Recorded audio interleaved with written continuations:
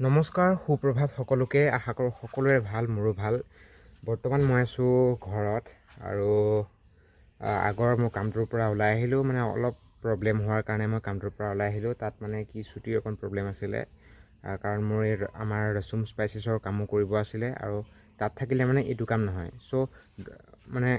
এতিয়া যিটো তাত কাম কৰি মই পইচা পাই আছিলোঁ সেই পইচাটো কোনো ডাঙৰ পইচা নহয় চ' সেই পইচাটোৰ কাৰণে মই যদি মোৰ নিজৰ লাইফটো বৰবাদ কৰি দিওঁ দেন নহ'ব চ' ৰিস্ক ল'ব লাগিব কিবা এটা আজি আমি কাম কৰিব হওঁ সেই কামটো ৰিস্ক ল'ব লাগিব অ'কে আমাৰ চব সময়তে লাইফটো যদি আমি কমফৰ্টেবল বিচাৰোঁ মই এতিয়া যিটো কাম কৰিছোঁ তাত যদি মই সেই দৰমহাটো লৈ পেলাই যদি মই লাইফটো কমফৰ্টেবল বিচাৰোঁ দেন মই মানে শেষৰ ফালেও মই সেই কামটোতে কৰি মই লাইফটো কমফৰ্টেবল হৈ থাকিব লাষ্টত মই সেই কামটোৰ পৰা ওলাই আহিব নোৱাৰা হ'ম এনেকুৱা হৈ যাব মানে যেতিয়া এতিয়া বৰ্তমান মোৰ কোনো মানে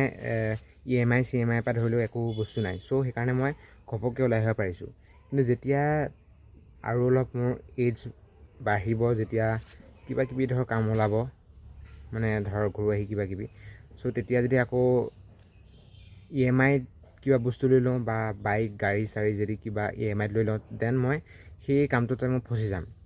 চ' বৰ্তমানলৈকে মই সেই কামটোত ফচা নাই চ' ডাইৰেক্ট মই ওলাই গুচি আহিব পাৰিছোঁ আৰু সেই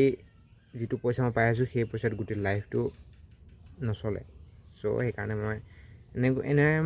এনেকুৱা ধৰণৰ কিছুমান প্ৰব্লেমৰ কাৰণে মই ওলাই আহিলোঁ তাৰপৰা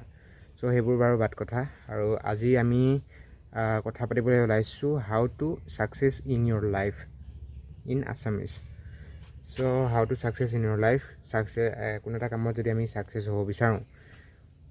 তেতিয়া আমি কি কৰিব লাগিব যিটো মই মোৰ লাইফত বৰ্তমান এপ্লাই কৰি আছোঁ অ'কে বৰ্তমান ময়ো ফুল্লি ছাকচেছ হ'ব পৰা নাই বাট মই যিখিনি মই কিতাপ বা যিখিনি নলেজ মই লৈছোঁ সেই নলেজৰ ফালৰ পৰা আপোনালোকক কিবা অকণ নলেজ দিবলৈ চেষ্টা কৰিছোঁ চ' যদি ভাল লাগে দেন লাইক কৰি দিব আৰু যদি ভাল নালাগে দেন লাইক নকৰিব বাছ যদিহে তুমি লাইফত ছাকচেছ হ'ব বিচাৰা তেন্তে তুমি মতলব ফুল্লি হাৰ্ডৱৰ্ক কৰিব লাগিব উইথ গুড ডাইৰেকশ্যন যে মানে হাৰ্ডৱৰ্কটো বহুতে কৰে হাৰ্ডৱৰ্ক চবেই কৰে কিন্তু তেওঁলোকহে ছাকচেছ হয় যিসকলে মানে এটা গুড ডাইৰেকশ্যনত হাৰ্ডৱৰ্ক কৰে অ'কে যেনি তেনি মানে হাৰ্ডৱৰ্ক কৰি লাভ নাই চ' গুড ডাইৰেকশ্যনত ফাৰ্ষ্ট কথাটো হ'ল যে গুড ডাইৰেকশ্যনত আমি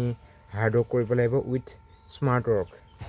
আৰু সেইটো কৰাৰ পিছত ফুল্লি আমি ডিচিপ্লিন হ'ব লাগিব আৰু সদায় আমি বস্তুটোৰ ওপৰত মানে কনচিষ্টেঞ্চি কৰিব লাগিব আৰু কনচিষ্টেণ্ট মানে হ'ল আমি যিটো কাম সদায় কৰোঁ ৰেগুলাৰলি যিটো কাম কৰোঁ সেইটো হৈছে কনচিষ্টেণ্ট আৰু ডিচিপ্লিন মানে হ'ল যি সময়ত আমাৰ কামটো কৰিবলৈ মন নাথাকে সেই সময়ত যদি আমি কামটো কৰিব পাৰোঁ সেইটো হৈছে আমাৰ ডিচিপ্লিন চ' ফাৰ্ষ্ট হ'ল hard work with good direction and second হ'ল ডিচিপ্লিন উইথ কনচিষ্টেঞ্চি আৰু থাৰ্ড হ'ল পেচেঞ্চ ধৈৰ্য ধৰিব লাগিব চ' ধৈৰ্য ধৰিলেহে আমি কোনো এটা কামত সফল হ'ব পাৰিম আৰু লাষ্টৰ হ'ল যে নেভাৰ গিভ আপ কেতিয়াও আমি কোনো এটা কাম গিভ আপ কৰিব নালাগে চ' এইকেইটা যদি আমি এপ্লাই কৰিব পাৰোঁ তেতিয়াহ'লে আমি লাইফত ছাকচেছ হ'ব পাৰিম চ' মই এইকেইটা এপ্লাই কৰিব চাই আছোঁ কিমান দূৰ পাৰোঁ নাজানো চ' কথাখিনি যদি শুনি ভাল লাগিল বা যদি অকণ নলেজেবল লাগিল দেন ছাবস্ক্ৰাইব কৰি ল'ব পাৰা চেনেলটো